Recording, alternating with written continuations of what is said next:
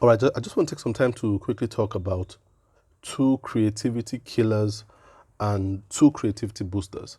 So if you find yourself in the creative industry whereby you do creative work on a daily, maybe you're a designer, whether a graphic designer, a fashion designer, a photographer, a writer, you just find yourself doing creative work.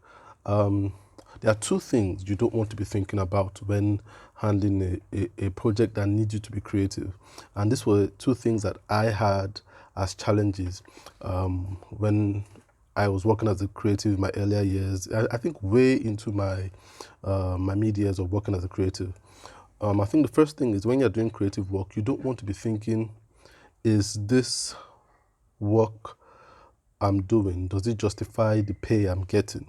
And when I was working as a creative, that thought used to come to my mind. So you kind of think, I'm getting paid a lot. Is this work I'm doing, does it justify how much I'm being paid? So then you get the temptation to do more. And you get the temptation to embellish when you don't need to embellish just to justify how much you're being paid. That's a creativity killer because it makes you go overboard. And on the other side of the spectrum, you might not be paid as much as you desire, and you kind of think, am I being paid enough to be putting so much into this work? So you begin to track back or press on the brakes, and then you don't allow yourself to be as creative as you can. So you don't want to be thinking, does this validate or does this justify how much I'm being paid? The second thing you don't want to be thinking about as a creative is, will my peers respect this? And this is something that a lot of creatives deal with, especially in the age of social media, where once you do your work, you put it up on your social media portfolio, and then you get judged by your peers. And a lot of creatives are very scared of the reviews they get from their peers. They take that very seriously. But you don't want that to be in your mind while you're working. So a lot of creatives think, would the people in the industry like this? Will they praise it? Will they validate it? And then you find yourself working for your peers. That is a creativity killer. If you're always thinking, when I put it up on social media, will I get enough likes? Will I get enough comments? Will I get enough positive comments? You don't want to be thinking that way. When you're doing creative work, you shouldn't be thinking about what it would look like in your portfolio, because it distracts you from actually focusing on the work.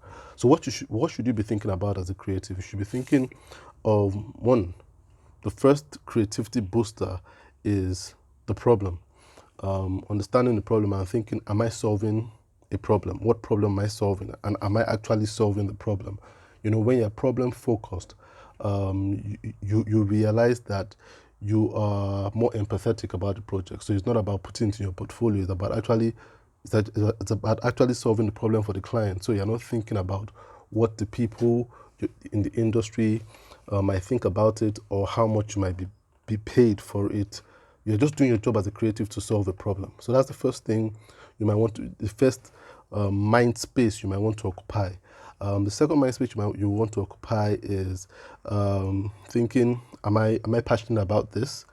And when you think, am I passionate about this, the real question is, am I putting my all into this project? Am I really doing my best? Am I enjoying the process of working on this thing? Am I tired after working on this thing? Am I giving it my all?